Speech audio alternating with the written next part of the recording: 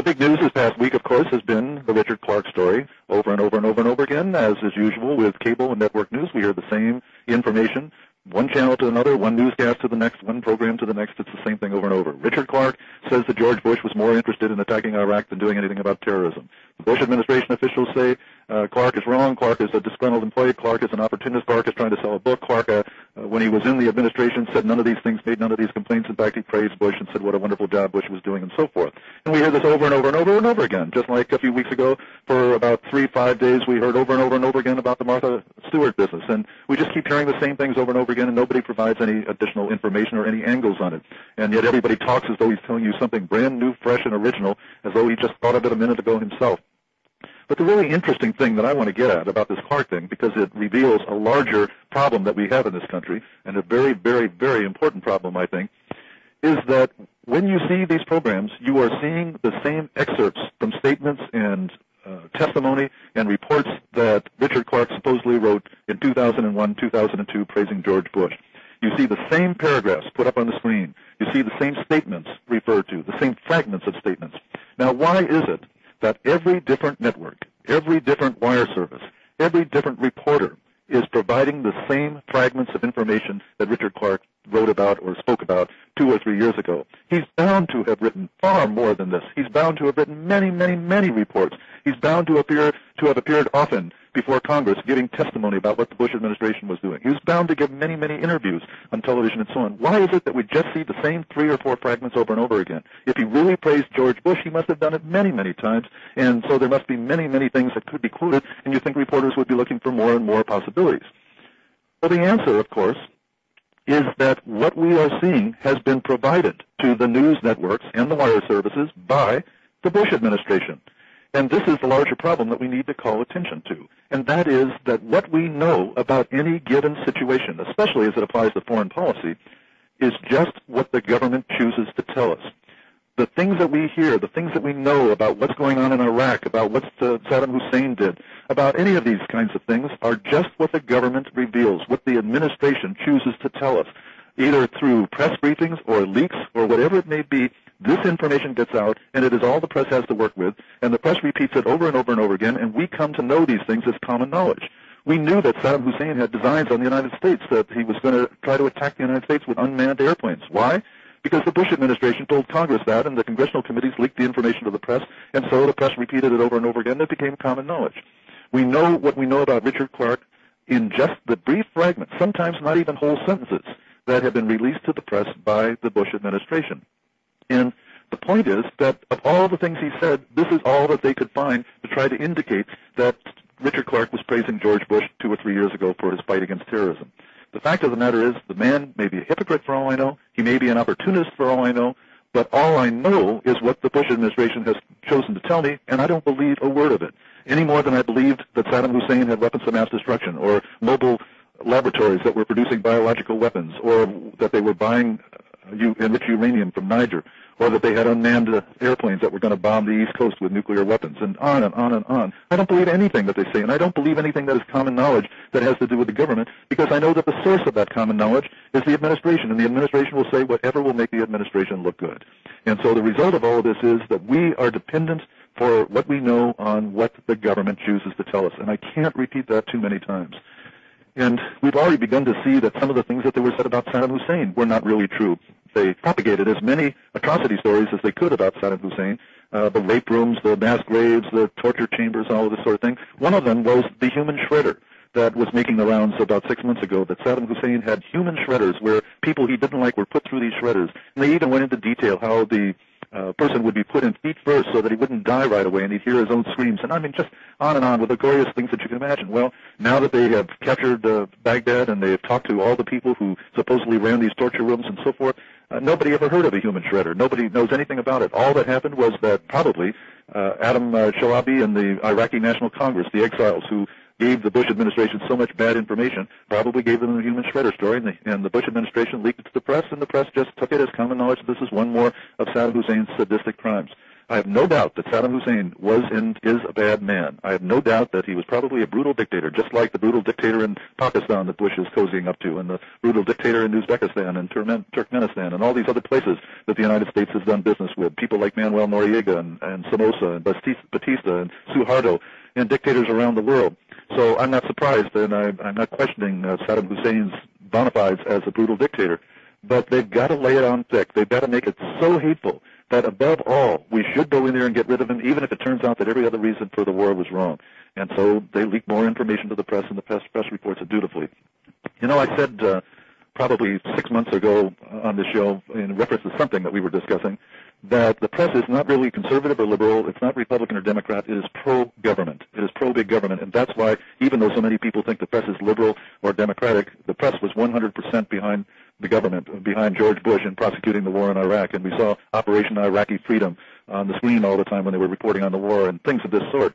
And now that the war is over, and now that we're in a campaign, they are now turning against Bush, and they're now beginning to publish stories about Iraqis not very happy about the U.S. occupation and things of this sort, because maybe the people in the press think that Kerry will be even more big government than Bush has been, although that's hard to imagine. But the point of it all is that whatever the issue, whether it's Republicans promoting a program or Democrats promoting a program, if it's for more government, then the press will give it its support and its legitimacy, and it will treat any facts or figures that are given in support of the program. The press will give those facts and figures full credence and not question them, not be skeptical about them, not in any way try to refute them. And if it's for more government, then the press will say whatever is necessary in order to support that position. It doesn't matter whether it's Republicans promoting the drug war or a foreign war. It doesn't matter whether it's the Democrats promoting some kind of health care program or more farm subsidies or whatever it may be. The press will definitely and dutifully report it, and we've seen that. Just this past week, I was quite surprised to see on CNN a segment about Baghdad and Iraq, and this CNN reporter went around and interviewed a whole lot of people in Iraq, and they were all saying they wanted the U.S. out of there. They were fed up with the U.S., and they were glad to see Hussein gone, but not if it meant that they were going to be occupied by the United States, because the United States doesn't understand us, the United States is brutal, the United States is this, the United States is that. And it seems funny coming from people who were so supportive of the Bush-Iraqi war, but of course, at that time, there was no election in process, but right now, I think the press probably generally figures that John Kerry will be more pro-government than George Bush will be. And again, I don't know how that's possible, but that's what they probably think, and so now they're willing to turn against Bush. That's just my opinion. That's just my observation. I can't swear to it, but that's what it looks like.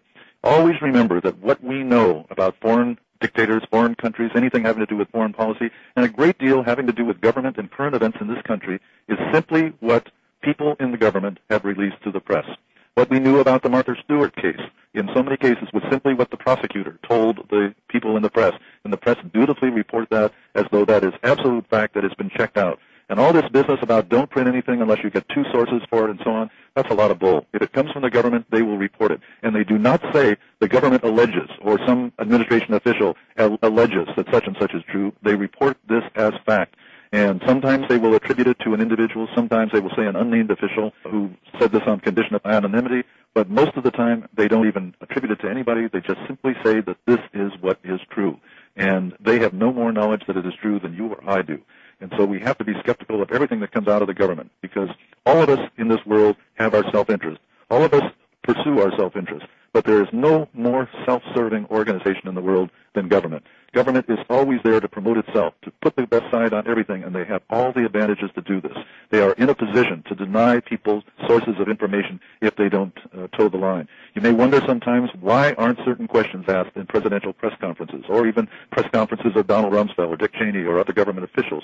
The reason is that if really skeptical questions are asked, if really probing questions are asked, those people will either not be invited back to future press conferences, or if they are at the press conferences, they won't be called upon, because the government holds all the cards and can do whatever it wants. And when cases come up like the Martha Stewart case, the prosecutor's got all the information, and he can release to the press just what he wants to be released. And if the defense starts questioning this, if the defense starts doing it, the press will treat this as self-serving information coming from the defense. In other words, they will say the defense alleges, or the defense contends, or whatever it is. But what they relay to us from the prosecution side will be relayed not as the opinion or the allegation of the prosecution, but as fact. And you just have to get in the habit of just discounting anything that you see in the paper or anything that you hear on television. And all of these commentators who just rely on these assumptions as being common knowledge that everybody knows that is unquestioned. And then the only discussion becomes, or the only debate becomes, what are we going to do about this? And nobody ever questions the assumptions that underlie the entire debate to begin with. And so please be very, very skeptical about it. With regard to the Clark case and the skepticism of what you read in the press and so forth, I wrote an article this week called George Bush, Lying and the Dogs of War. And that's on my website. If you go to harrybrown.org, it's the first article because it's the latest article. And the epigram that starts it is the famous line from Shakespeare's Julius Caesar, "Cry havoc and let slip the dogs of war." And God, have we seen that in the history of the United States, of people like George Bush or Woodrow Wilson or Franklin Roosevelt or Harry Truman or Lyndon Johnson crying havoc, meaning, oh, some terrible thing has happened. We are in great danger. We are this, we are that. And so let's slip the dogs of war. In other words, let them loose and to run around and bite people and do whatever it is that the dogs of war do. It's a metaphor for what really happens, which is killing people. And it's all justified because the country is in such great danger. Well, we know for sure, there's much we don't know, but we know for sure that Saddam Hussein was never a threat to the United States of America. And there is no reason in the world that Saddam Hussein would have for wanting to attack the United States unless he thought he could completely defeat the United States and get the United States off his back finally. But he certainly wasn't going to win a war with the United States, and by attacking the United States, he would only make matters worse. And the funny thing is you sometimes hear some administration lackey or some conservative commentator saying, well, but they fired on our airplanes and so on. Well, where were these airplanes when they were fired on? They were flying over Iraq, creating havoc over there, bombing Iraq. There's a website which I have linked to on previous weeks. I didn't have to do it this week before I left because I didn't realize I was going to mention this. But there's a website that detailed the daily bombings that have been done. They haven't been every single day between the two wars, the Gulf War and the latest Iraqi war, but probably about 200 days out of the year, American and British planes were over Iraq bombing various areas of the country. And there are very few Americans that realize this, but this information seeped out. It comes from government sources and other places, and they list them, the various days that the bombings took place. So Saddam Hussein would have had every reason to want to attack the United States, but no capability to do so. And let's begin tonight by going to Virginia and talking with Joe. Good evening, Joe. Yes, good evening, Harry. It's a pleasure to talk to you. I was listening to the testimony this week, and the thing about it is that it's all within a certain parameter. Even though Richard Clark took great issue with many of the things that George Bush and the administration did, it's all, well, we didn't do enough to prevent this from happening. We need to do more to prevent this from happening. Terrorism could have been prevented if the government had been ahead of the ball. Nowhere, and this is not going to come from these people. It's not to come from people like us. Nowhere are you hearing people say, what did we do to promote terrorism? What have we done to provoke terrorism? And, right. And what are we continuing to do to provoke terrorism? And that is not a radical concept or a radical. I think that's a very reasonable question, but it's not being asked and it's not being heard. Well, that's a very good point, Joe. You know, so often we heard in the past, we must understand the root causes of poverty. And instead of just applying Band-Aids to this, we must have radical surgery and so forth and so on. And nobody talks about that with regard to foreign policy. It's assumed that the United States has always done everything right as far as its relations with the rest of the world, and it's just there are bad people in this world who, for no explicable reason, just want to do bad things to us. And the question is, how are we going to defend ourselves against them, and are we doing enough to defend ourselves and so on? Not, should we stop doing the things that are provoking this? I don't know how you feel about this, but I think there are some extraordinarily ordinary people in the administration. They have great pedigrees. You know, they come with doctorates and they come from other administrations, and they're touted as being a brain trust.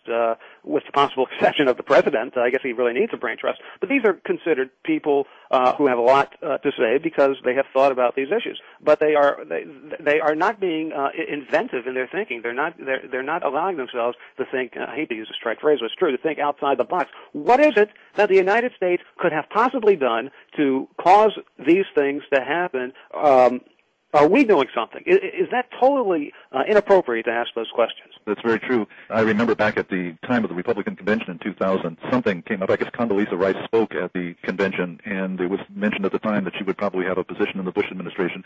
And we were being told over and over and over again in the typical repetitive press fashion about what a brilliant woman she was and what a pedigree she had and how much she had accomplished in previous jobs and so on. And that this was a really bright woman that the Bush administration was grooming, or the future Bush administration was grooming. Obviously, she doesn't think outside the box, as they say. She hasn't brought any original ideas to it. You're right, and we see this over and over again with issue after issue. It's only a question of A or B.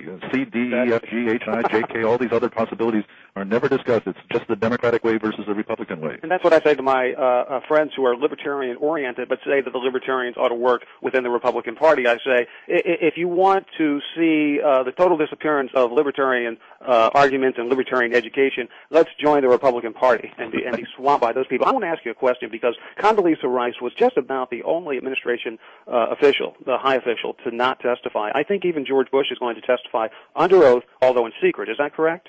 I don't know. I have not heard anything about Bush testifying. I think he's going to testify under oath, but in secret. But Condoleezza Rice will not. And I'm going to ask you a question because I know you to understand the Constitution quite well. She is saying that she cannot testify, although she wants to with all her heart. It is breaking her heart that she cannot testify. She'll write articles, she'll make speeches, she'll appear on 2020. Yeah. She had an interview with Tom Brokaw, but the constitutional separation of powers does not allow her to testify in front of this committee. I don't know, and I've read the Constitution. I understand that, I think. I have no clue what she's talking about. Well, welcome to the party. Nobody has any clue. There's nothing in the Constitution. What does she mean? What is she trying to mean, Harry? Well, administration officials go before Congress continually and testify on various things and tell them what the administration's plans are and how much they expect to spend on this and what they're going to do about that and so forth. And there's absolutely nothing about national security that puts it outside the range of what other administration officials testify about. And it just seems like a stupid thing on the part of the Bush administration to let this happen this way because it's creating a big to-do about nothing. There's nothing that can happen to Rice by testifying. I mean, it's not as though she would have to bear witness against herself, as it said, in violation of the Fifth Amendment. If she's not accused of anything, and nobody's going to give her a hard time. Well, she could be accused of perjury unless she took the Fifth Amendment and if she lied. Yeah, true. You know. Maybe you're onto something there. Maybe that's the reason that she doesn't want to testify is that she knows that she would have to lie, and that would leave her open to criminal charges that come later. I hadn't thought about that. You may be right about that. Just one quick thing. I don't want to keep you too long, but is there a reason, do you think, that Congress themselves did not constitute a committee where they would have subpoena powers and they could compel anyone they wanted to testify? This committee obviously doesn't have that power, or am I wrong about that? Well, you've got me there. I guess I just haven't taken this very seriously because I haven't really paid much attention to what that commission is doing. And if the Clark situation hadn't come up this past week, I probably would have not even been aware that they were holding hearings. So I don't really know whether they have any subpoena power. I'm with you. That's the only reason I watched it. And even then, he was so, they testify for about a half an hour, and I swear 10 minutes is taken up with I love you and you love me. And you're a great witness and all that exactly. stuff. I do catch some of that on the newscast. But, the only thing of significance that really comes out of this Clark testimony, because of what you said, that it's all within certain confines, is the preoccupation with Iraq. Clark says, for instance, that the day after 9/11, Bush was in the situation. Pardon me, I'll explain my laughing about this in a moment. But Clark said that Bush was in the Situation Room, and he took Clark aside and said, "Are you sure that this Iraq is not behind this World Trade Center thing?" And Clark said, "No, there's no evidence of it at all. In fact, there's plenty of evidence that it was Al-Qaeda." And he said, "Well, you're sure about that? Why don't you check further and see if Iraq was behind it and just pressing it?" And that, I think, is a very important thing to realize because it bears on why the United States went to war. We don't know what Bush's reasons were, but we know that Bush had reasons long before he claimed that there were any reasons to do so. And why I'm laughing about this is that the Daily Show with Jon Stewart, which is on Comedy Central, and is the only place you're going to get a different slant on the news. Sure. And it's a fake news show, as they call it themselves. They really do bring out some things. For instance, the Bush administration claims, in response to Clark's remarks about Bush in the Situation Room on September 12th, that Bush was not even in the Situation Room that way. Jon Stewart looks at the audience and says, "Oh, really? The country is under attack, so-called, and Bush doesn't go to the Situation Room?" But then the second thing that they had on the comedy show, which was so funny, was that they showed an actual clip of Richard Cheney being interviewed by somebody, and the interviewer says, "Richard Clark maintains that you weren't doing anything about Al-Qaeda. You weren't doing anything about terrorism." And Richard Cheney says, "Well, Clark was not in the loop." And the audience starts laughing, and then laughing more, and the laughter builds and builds as more and more people suddenly come to realize that they were keeping the anti-terrorism czar out of the loop about terrorism. But this is the kind of thing that you would expect a reporter to ask, and the only place you can find it is on a fake news show. Harry, I worked in radio for 12 years in all aspects, in news, talk, and news. I was a disc jockey. I did a little bit of everything. And I know a bunch of people still today in the media. And it's not just that a lot of people take the administration line as biblical, as Talmudic or whatever. They used the word Talmudic about half a dozen times the other day. I don't think they really understood what it meant. But the point is, I believe that there is a great deal of both physical and intellectual laziness. Oh, sure. Press, Just people who don't really know that, they're given the questions in the first place, and they can't go beyond that because they don't know what questions to ask themselves. Yes, and they haven't done any prior research. They don't have any background in the events. They don't know anything about history. They don't know anything about events that have happened before, and so even if they wanted to, they could not know what to ask at that particular point unless they were to do intensive cramming right on the spot to try to find out exactly what there may be that would be contrary to what they're being told right now. I'll leave you with this. It's too much, I think, to ask for the major press, at least today, to change. So these people are making millions of dollars, and they really don't work very hard. They worked hard to get where they are, but now, it's kind of it's kind of an easy ride. But I think the important thing is for people like you and others to let us know and let other people know this is the way things work. And if you really want information, you get on the web, you get some of the alternative publications, you turn to some of the Comedy Central, the Daily News, and people like that. And if you really want information, get off CBS, ABC, and NBC all the time, and you'll find out what's going on. Yes, well, that's very, very true. Thank you so much, Harry. Thank you, Joe. I was glad to hear from you. All right, bye-bye. As long as it's come up, let me mention again the comedy show with Jon Stewart. I think this is an absolutely brilliant show. Stewart is an excellent comedian, and he's got tremendous writers who are putting together these news bites. Every night they start out with about 10 minutes of what is the latest story in the news. And the insights really are brilliant, and they will skewer Republicans and Democrats alike. It's an equal opportunity satire show. And as I said, it is the only place sometimes where you actually see a different point of view, where something is brought up that should have been obvious and should have been asked by a reporter, and it only comes out on a comedy show. It's on the Comedy Central channel, which, of course, not every cable system carries. As I recall, each new show comes on at midnight Eastern Time, whatever time that translates to in your area, and then it's repeated 2 or 3 times the next day. I always tape the show that comes on at 7 o'clock Eastern Time in the evening, and then, as I say, the new show for that day comes on at midnight that night Eastern Time. It's a half-hour show, and then he interviews a guest who's either a politician or somebody in the entertainment world, and that part isn't as exciting, but usually starts out with some very, very good material, and I think you'll enjoy it, whatever your sense of humor. Let's go right back to the phones and talk with David in Massachusetts. Good evening, David. Good evening. It's nice to talk to you. Thank you. You too. I want to ask you a hypothetical question. If you or someone like you were to have a mandate and take over a state government like New Hampshire, and you had a mandate to end government control of the schools, or if you want to pick a different sector, maybe government control of health care or some particular thing like that, how would you propose to go about it? How would you imagine it would unfold? Well, when you say a mandate, you mean I have the support of the state legislature who has to actually pass the laws? And a lot of the people in the state, right? Sure.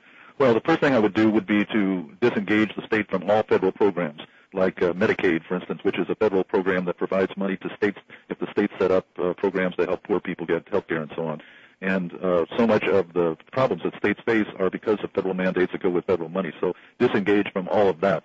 Then reduce all the state programs to zero that have nothing to do with protection of life and property, and tell the people of the state that from now on the government is going to do what governments were designed to do, which they may not do perfectly either, but at least were what government was designed to do, and that is to protect life and property, and that we are not going to have any state laws that regulate how businesses can operate or what you have to do to be able to go into business or how you must treat your employees or how you must deal with your customers, and that all of these will be worked out by individuals on voluntary basis and will not be the subject of fines and imprisonment anymore, and that the state's only function will be to protect the property of the individuals and to protect their lives to the best of the state's ability, which is not going to be perfect. And that one thing the state is not going to do is to educate your children, but instead we're going to repeal all the property taxes and the sales tax and the other things that are going to finance state education and let 1,000 blossoms bloom and 1,000 schools spring up with all different approaches to education, and you choose the one that you think is best for your child and pay for it with the money you are no longer going to be paying in property taxes. Am I addressing your question? Yeah, you're getting there. Okay. Now, of course, you're going to create a lot of transitional chaos by yeah, and that chaos may last for as long as a week. The thing that most people don't realize is that every single problem that you can think of or I can think of or that other people worry about, any time that we are afraid something is not safe or we're not sure that it works or we don't know how it can be done, is simply an opportunity for somebody to make a profit by doing it for you. And any problems that develop on the first day that this takes place is going to be recognized by people who know things that we don't know, who are more innovative than we are, who are more imaginative than we are. It's going to be recognized as an opportunity for them to supply what you need, to fill in the holes, to do whatever the problems are. And that isn't going to take very long because there's not going to be any state regulatory agencies that you're going to have to go through to set up to be able to provide these services to people. They can open up tomorrow morning.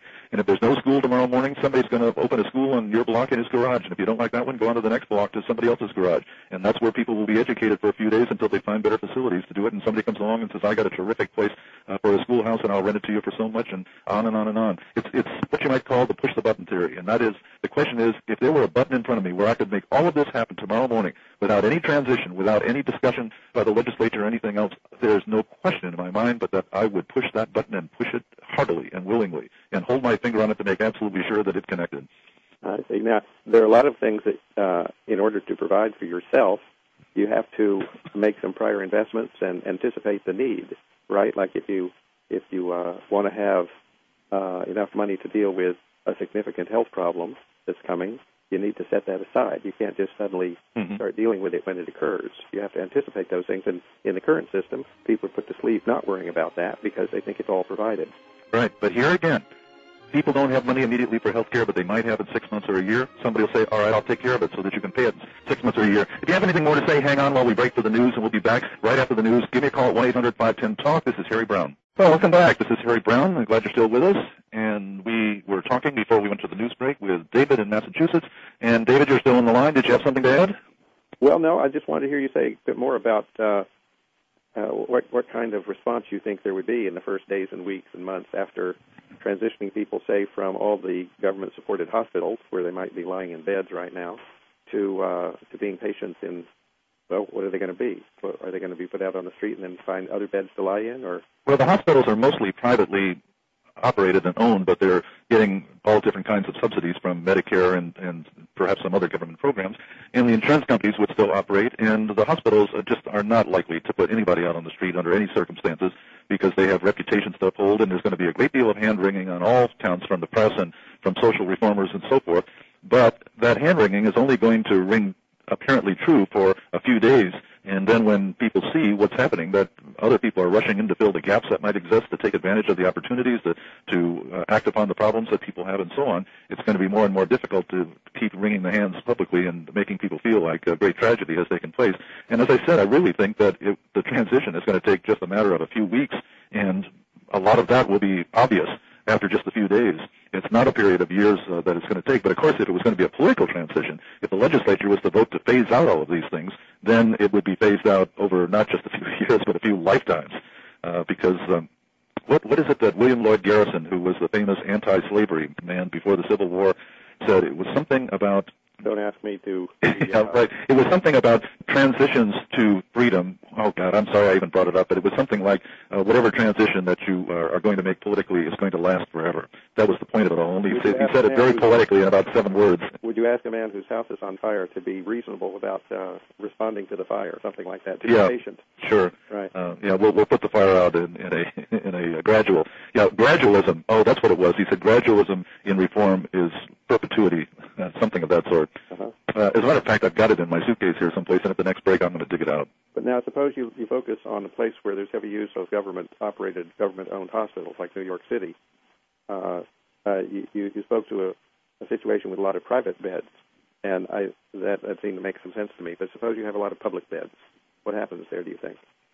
Well, then somebody else is going to rush in, and it isn't just people looking to make a profit, but there are all kinds of foundations in this country. There are all kinds of big things like the Ford Foundation or the Rockefeller Foundation or the Carnegie Foundation, and there are all kinds of individual millionaires and billionaires who are looking to give money away, and when they suddenly see that there is a problem with people who can't pay for their hospital bills and so on, somebody is going to make it his business to get together those people in need and those people who are anxious to contribute and have the wherewithal to do so. It's just one more form of opportunity for somebody to take advantage of. Yeah, all the progress that has taken place in this world, I think I mentioned this last week, that all the progress that's taken place, all the things that we enjoy, television, radio, telephones, airplanes, automobiles, penicillin, air conditioning, central heating, all of these things were developed by people who were self-centered, self-interested, looking for a profit for themselves, either a material, monetary profit, or a profit in being able to satisfy their creative urge, or just a profit in wanting to do something for humanity. But it was always self-centered individuals who were acting that created the things that we take for granted and enjoy today.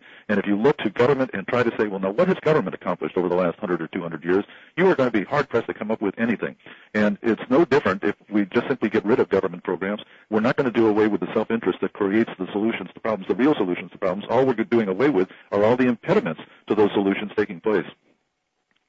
All right. Now, could you speak to the transition, say, for state universities? Oh, sure. They would be taken over by somebody, and they might even be taken over by the people who work there, just as elementary schools and the high schools may in fact be taken over by the people who work in those schools. You may want to just simply turn it over to them for nominal shares of some kind or whatever it may be and let them operate it. And if they really know what they're doing, then they'll be able to provide what the parents want, but no longer taking dictation from politicians and the Board of Education and so on.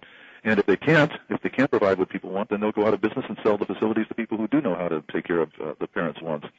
So whatever it is, it's going to take to us, and we don't really need to know how it can be done. We just need to know that the market always responds when government doesn't put impediments in the way. If we start talking about this is how it would happen, this is how it would be done, then we're restricting the whole process just the way government does by saying there's only one way to do it. What we don't know is what minds more brilliant than us, people with resources that we don't have, innovators will come up with when there's a reason to come up with them. There's no reason to do that now because there's no market for those things. The government has preempted it all and monopolized it all, so there's no profit to anyone to try to figure out the solutions to these things.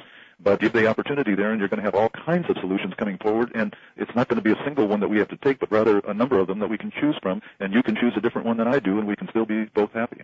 Well, I understand that kind of organizing of production and creation of services, but the transition still seems to boggle my mind. And I'm thinking, for instance, of a state campus with 30,000 or 50,000 students on it, and all of them in different stages of advancement toward a degree, accreditation systems in place. Mm-hmm. Well, you're not going to send all these people home, and the buildings are not going to disintegrate because the government is no longer operating them. Right. There are so many people that care about education, so many foundations that are put in place to try to further education in some way. Somebody's going to come along and buy up those facilities and keep them operating and not skip a beat in any way whatsoever. I just don't see any problem in it at all. But again, we don't need to worry about that so much as we do need to worry about rallying people to do something, to just start reducing government in any way possible that we can. And we don't need to worry about what the final answer is or what hypothetically we might be able to do if we had the power to do things that we don't have the power to do today. But David, I appreciate your call. Thanks for bringing all this up. Check in with us whenever you have anything on your mind. And let's go now to Rob in Florida. Good evening, Rob. Hello. Hey, I had a great show. Thank you. You just mentioned that people should get involved in reducing government. Just as I'll get to my main point, but I just wanted to, what would you suggest people do to do just that? Well, I think, first of all, to simply not despair about this and take a healthy attitude towards it. There's no guarantee of any success, but to realize that most people are on our side, and what we have to do is simply to align ourselves with the hopes and fears of people and show them that there's a better way of getting what they want and we want, and that's things like a good education for their children, the ability to earn a living and do the things that you want to do with the money that you earn rather than giving it to the government and so on. And I think that it helps to learn about things so that you're in a position to answer questions that people have about these things. And Michael Cloud is giving these seminars around the country, and if you go to my website, you'll always be aware of any that are coming up, and he's doing a terrific job of showing people how to talk with people in a non-confrontational way, what he calls the market model as opposed to the war model. We're not trying to win arguments. We're not trying to show people how smart we are. We're trying to help people get what they want in life, just like any good salesman aligns himself with the desires and needs of his customer and shows them how the salesman's product can get them what they already decided they want. And what we need to do is to keep just simply exposing these ideas wherever we can.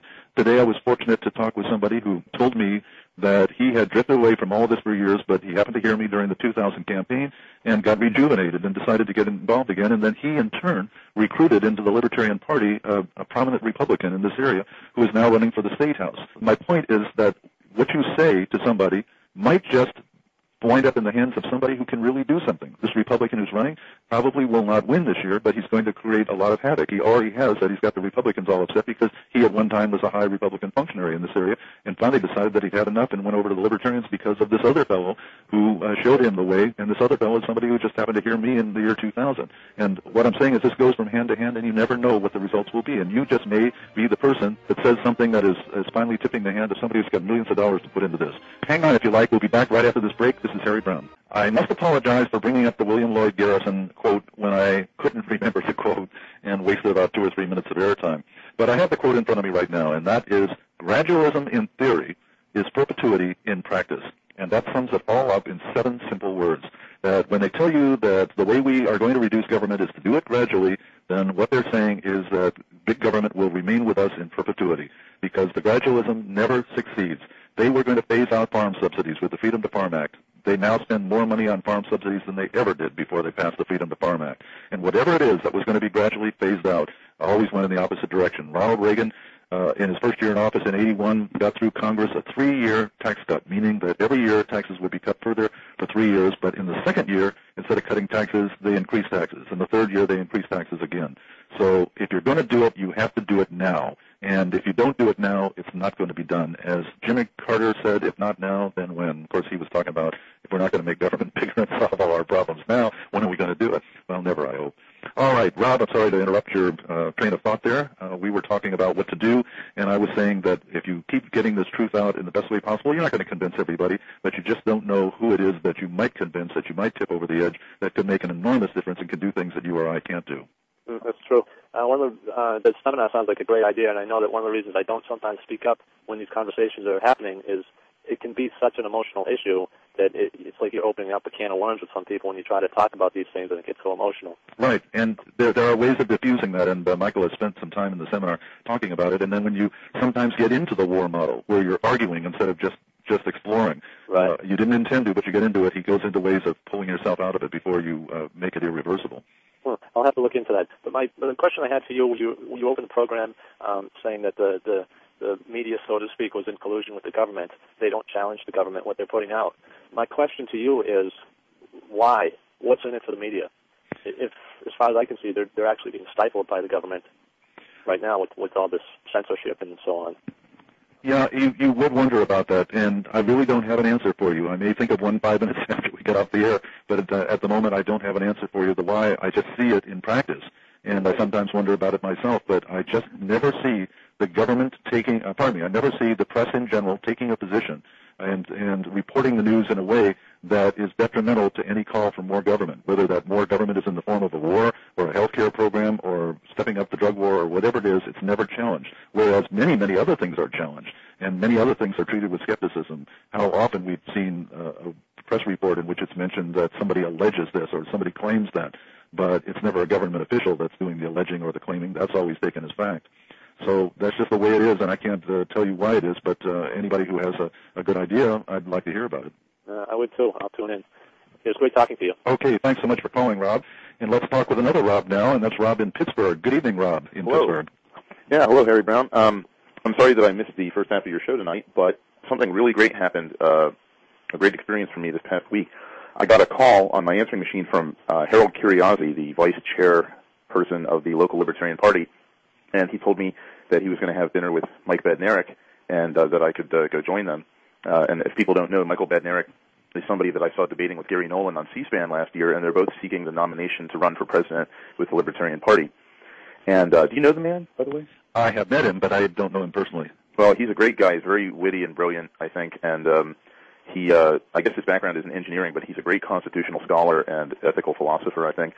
And so we had dinner on Tuesday night, and then Wednesday night he spoke at Carnegie Mellon University here in Pittsburgh, and about 30 people showed up, and there was a guy with a local cable news camera covering it, and he gave an excellent talk about the Constitution and the differences between your rights and your privileges and the importance of property rights, and it was just fascinating. And then we all went out to dinner again and talked politics some more.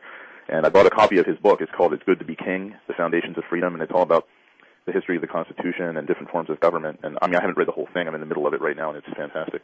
Well, that's good. I would be happy if either Gary Nolan or Michael Badnarik could be president of the United States of America. You know? Let me just say another word about gradualism. I mentioned the quote from William Lloyd Garrison that gradualism in theory is perpetuity in practice, meaning if you want to get rid of big government gradually, you are guaranteeing that it will be with us forever. And there is a Republican Liberty Caucus, and when the Republicans took over the Congress in 1995 after the 1994 elections, there were complaints about the Republicans that they weren't doing anything, and this Republican Liberty Caucus defended them. They're always saying that you should work through the Republican Party and not through something like the Libertarian Party.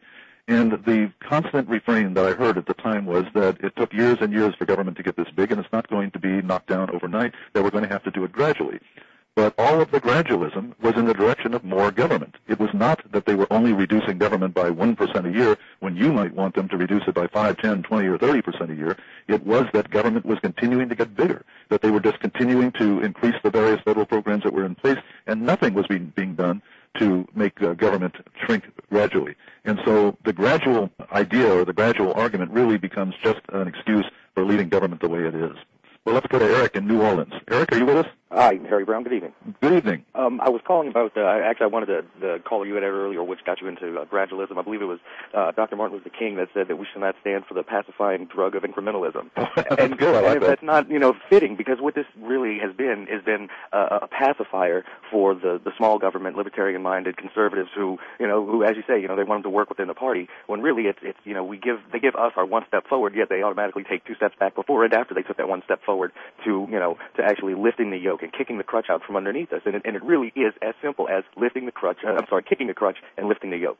I mean, it can't be any simpler than that. And I think that people, because I've had this debate many times with friends of mine about really just eliminating government and how, yes, it will be chaotic for a very short period of time, but when people see that they're able to grow and function without any restriction, there's going to be nothing to hold them back. And it really could not be any more simpler than that. Yeah, I really like that word pacifying, because that's exactly what it is. It's a way of pacifying the troops and saying, well, it'll happen eventually. You just have to stick with it. Precisely, and it never has, and it has only gotten worse in the amount of time that, people have been making a real vocal opposition to the growth of government, which has been, of course, since the birth of government. I guess they've always been vocalized against the growth of government, which, as we should be, and we should always be ever vigilant on the growth of government. But, in the later years, modern times, we now, go to our conservatives because they preach a smaller government, but what have they done to make government any smaller? George Bush, as a perfect example for today's times. What has he done to make government smaller in any departments? I mean, aside from consolidating, what has he done to make government smaller? Mm-hmm. And one other thing that I did call about it, I'm not sure if you're at home or not, but if you have a copy of the Constitution with the Bill of Rights with it, you can pull it out and take the Fourth Amendment and just take out your Sharpie and draw a big line through it. Yesterday, the Fifth Circuit Court of Appeals of the Southern District of Louisiana and Texas decided that law enforcement or government agents, being the dog catcher to the FBI, can now enter your home for a cursory search for their own protection without warrant, so long as they were called there, or they were there for a reason. So cursory searches now. So were you reading that from something? Well, it was delivered in the news broadcast from last night. The decision was made right around 4:00 p.m. Central Time, so it was just toward the end of the news cycle day. But it did get out here locally, and our local paper has got a write-up on it. Okay, but were you reading what that decision was when you just said about the cursory search and so on? No, sir, that's straight from memory. I got 50 minutes. Could you try to give it to us again? I'd like to hear that again. What it is that government agents, as I said, from the dog catcher to the FBI, can now do cursory searches, and this was done in a pro-government manner, pro-law enforcement, for their own protection is the clause that they're doing it for our own good. They can now make a cursory search of a residence without a warrant, so long as they're there for a reason. Now, the FBI raided New Orleans, the most thorough police department throughout all of the 90s, and this year we helped do it again by becoming the nation's highest murder rate per capita. And there's nothing that they're going to do with this except for abuse it, which they have had a propensity and great evidence in the past that they will do it. And the thing is New Orleans is not the only place in the world with corrupt law enforcement. So you got particular reason to worry about it. So a cursory search, I want to get this straight because I've been away from the news. Okay, well, here's the thing that actually floored me, aside from the decision, is that in 5 other previous federal appeals cases, they found the same way. So this isn't isolated. This has already gone before an appeals court judge. Sure. When you said for their own protection, you're talking about the protection of the people being searched? Or well, of course not. That's the last person they're ever going to consider protecting. Sure. No, this is for the protection of our law enforcement government agents. I see. So if they think that there's some reason that they're in danger, they can search without a warrant. Precisely. No, they didn't say if it had to be plain view. In other words, the officer can walk in but can't touch anything. But the fact that he can enter my home without a warrant or without my permission, without true probable cause, is, as I said, take out the Sharpie, draw the big X through the Fourth Amendment. Oh, yeah. It has now become extinct. Rest in peace. It was nice while we had it, though. Yeah, back in about 1992 or 1993, Congress passed a law that had to do with the drug war, in which the government was given powers to do all sorts of things, and Melvin Watt added an amendment to the bill before it was voted on, and the language in the amendment was the Fourth Amendment to the Constitution. Correct. And they voted separately on that amendment, and Republicans and Democrats alike were in the majority voting down the addition that provided that no place can be searched without probable cause, without a warrant, so forth and so on. So Congress has already itself gone on record as voting against the Fourth Amendment to the Constitution. If I could add one more thing, because you brought that up, I was once in a conversation recently with our U.S. Attorney General for Louisiana, and we were discussing the Patriot Act. And one of the things that he said that I've heard him say before and I wanted to take issue with is that, he says that these laws and these procedures have been in effect for years. and they were in there for the drug laws. And the thing is why is it now that we're all being up in arms about it? Just because of a 99-1 vote in the Senate? I mean, what made the spark get under everybody to jump and actually stand up against this? I mean, is it because drugs are so taboo in society that it doesn't matter what constitutional laws we break to help rid our country of this, that it doesn't matter? But when I mean, not that I don't think terrorism is a noble cause and something that we should be ever vigilant at fighting. I just don't think that it serves any purpose to get rid of constitutional amendments to do it, because you automatically have lost by default. Sure. The drug war has provided a number of precedents that are then being used in other cases, that laws get passed to fight the drug war, and then once they're in place, then it's easy enough for them to say, well, we have them already for the drug war, so we should extend them to this, that, and the other thing. And, of course, this is one of the important rules about government, is that whatever program you support, that program is going to expand itself in many ways that you never intended. It's going to provide precedents for other programs that you would heartily oppose, but you are making these things happen by giving your support to something you think is good. And we see this over and over and over again, that with the RICO laws, for instance, they were passed to try to stop organized crime, and then they have been used for every conceivable purpose to get securities dealers on Wall Street. Rudy Giuliani prosecuted a number of securities dealers in New York on the basis of the RICO laws, which were passed to fight organized crime. And the RICO laws have been used to fight abortion protesters, and on and on. It will never stay at whatever it is you think you're supporting. You're preaching to the choir on that one, Harry. I know. Please keep up the great fight. Thank you, and have a good evening. Thank you. Earlier I said, when I was talking about the press, that whatever we hear and whatever is common knowledge is very often something that the government has peddled, and only what the government has peddled. In other words, they haven't told us all the other things that surround us that might be contradictory to what the government has peddled. And so I think the first rule for oneself is to always be skeptical of whatever you're told, of whatever the government has said, or, pardon me, not what the government has said, but what you're getting out of the press. What everybody knows to be true is probably something that came from the government. So unless you're given some specific evidence of it, always remain skeptical. Now, when talking with other people, you can't necessarily transfer your own skepticism to them, but where I think you can make enormous headway with other people is by just remembering the simple principle that government doesn't work. And when somebody says, you know, we really need this law to do such and such to solve some particular problem, all you have to do is to remind them, well, it would be nice if that law would solve that problem, but laws don't solve problems. We've seen with the drug war that the more fierce the drug war gets, the more drug use escalates in the country. We've seen the more they fight the war on poverty, that they come back and tell us that there are more poor people than ever. We see with the war on illiteracy that they still keep coming back every year and saying the problem's gotten worse and they want more money from us.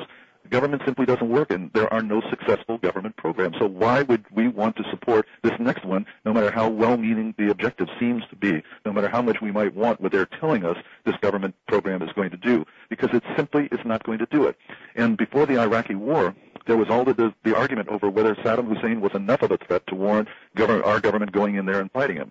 Then there were arguments about whether it should be done with or without the United Nations. Then there were arguments about whether or not it was the responsibility of the United States to establish democracies in other countries and to get rid of brutal dictators. And all of this was based on the assumption that if the United States government went ahead and did this, it would actually happen. But it doesn't actually happen. We've already seen that it hasn't brought peace to Iraq. It hasn't brought freedom to the Iraqi people. They're living under a dictatorship right now, a dictatorship imposed by the United States military over there. We've seen that it has not brought peace to the people of Iraq. There's a tremendous civil war going on over there. We have seen that it has not done any of the things. It hasn't provided a model. It has not created a wave of movement toward democracy, and it's not likely to.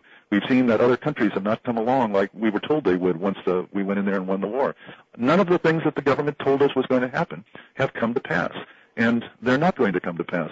And most people recognize intuitively that government doesn't work, but they need to be reminded of it over and over and over again, and they need to be reminded or pointed out how general that is, that it isn't just one program that failed or another program here, but that all government programs fail. Earlier, I mentioned that you can get a long ways with people by just reminding them that government programs never produce the results that are promised for them. And this can cut through a great deal when somebody says, well, there are so many people in the country that don't have health insurance, or there are so many people this, or so many that, or did you know that this percentage of that, or whatever it is. And maybe a subject that you don't know about, but it helps to just remember and to remind people that as much as there seems to be a reason for this program, and as much as it seems this program is necessary, it isn't going to work, so what's the point? It's just going to consume more money, and it's just going to create more problems. And there are some other principles that I find it important to keep in mind, so that when you don't know what the facts are and don't want to discuss the issue on the facts, there is a principle that you can bring up that will point out that this is an exercise in futility. One of them being government doesn't work. Another one is that government is politics. And whenever you have an issue, whatever it is, whether it be a medical matter or a military matter or a financial matter, scientific matter, commercial matter, whatever it is, once you turn it over to the government, It ceases to be that, and now is a political issue to be decided by whoever has the most political influence. And that'll never be you, and it'll never be me. And what you're saying is, if this is a healthcare matter, for instance, do you really want people like Teddy Kennedy, Bill Clinton, George Bush, Trent Lott, and so forth? You want these kind of people making these decisions about your healthcare? Because they're the ones that will actually write the laws. They're the ones that will actually decide how things are going to be done, and they're going to do it on the basis of politics, not on the basis of what's best for your healthcare. Another principle to remind people of is that government is force, that anything that you turn over to the government now becomes a criminal matter and will be decided by people with guns who are going to force people to abide by the decisions that are made by threatening them with fines or imprisonment. And the essence of the law is a gun, the idea that government will impose this by force. Government does not make suggestions. Government does not try to persuade. The only reason you pass a law is to force people to do things that they wouldn't have done otherwise, to forcibly prevent people from doing what they wanted to do, or to forcibly make people pay for something that they wouldn't otherwise pay for. There is no other reason that a law is passed. There just simply is no other reason to pass a law. It is always to force people to do things that they weren't going to do otherwise. Government is not suggestion. Government is not persuasion. It is force. It is not reason. It is force. Another principle is you don't control the government, and you are not going to write this law. You are not going to administer this law. You are not going to adjudicate it when it goes to the courts. It will be done by other people who will do it for political reasons. So even though you might think this is a wonderful law, it's not going to turn out the way you want it. It's not going to be written the way you want it. It's not going to be administered the way you want it, and it's not going to be adjudicated the way you want it. So don't think that just because there is a fancy title to it that happens to cover something that you like, that this is going to do what it is that you want it to be done. Another principle is that every government program grows into something much bigger and more expensive than it started out to be, and it provides precedents for other programs that you would always oppose, and would never want. We discussed that earlier in the show. There are so many examples of this. The Civil Rights Act turned into the Americans with Disability Act. The Americans with Disability Act now means that people who break the law by becoming drug addicts can't even be fired by an employer because they're covered on the Americans with Disability Act. But this is a natural outgrowth of the well-meaning attempts to end segregation in the South through federal civil rights laws. There are other principles, and we'll discuss them further on other shows. But meanwhile, thank you very, very much for listening tonight, and I hope to talk with you again next week. This is Harry Brown. I hope you have a very good week. Good night.